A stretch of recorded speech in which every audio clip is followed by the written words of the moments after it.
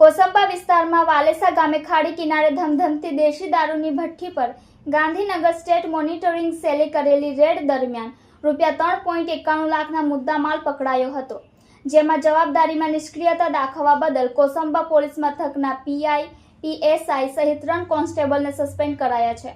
Kosamba police મથક હદ વિસ્તારના વાલેસા ગામે ખાડી કિનારે ધમધમતી દેશી દારૂની ભઠ્ઠી પર સ્ટેટ મોનિટરિંગ સેલ દ્વારા કરવામાં આવેલી રેડ દરમિયાન ₹3,91,000નો મુદ્દામાલ ઝડપાયા બાદ જવાબદારીમાં નિષ્ક્રિયતા દાખવવા બદલ કોસંબા પોલીસ મથકના પીઆઈ એમ કે સ્વામી અને Palod police ચોકીના PSI RM Kotwal, એક હેડ કોન્સ્ટેબલ અમૃતભાઈ તેમજ 3 પોલીસ કોન્સ્ટેબલને સસ્પેન્ડ કરી દેવાતા કોસંબા સહિત માંગરોળ તાલુકામાં તેમજ પોલીસ બેડામાં ખળભળાટ મચી ગયો છે।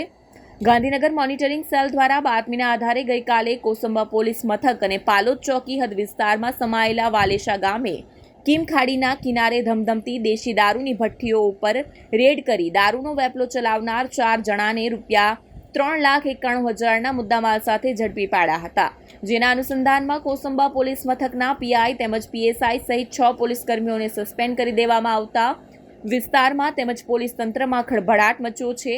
ગઈકાલ સ્ટેટ મોનિટરિંગ સેલ દ્વારા બાતમીના આધારે રેડ પાડવામાં આવી હતી।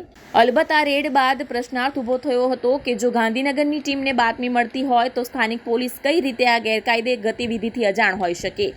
રેડ દરમિયાન ખાડી કાંઠે ખાસ્સી ભાગદોડ પણ મચી હતી અને આ દારૂના વેપલા સાથે સંકળાયેલાઓમાં ફફડાટ ફેલાયો છે। સત્તાર શેખનો રિપોર્ટ, આઝાદ ન્યૂઝ।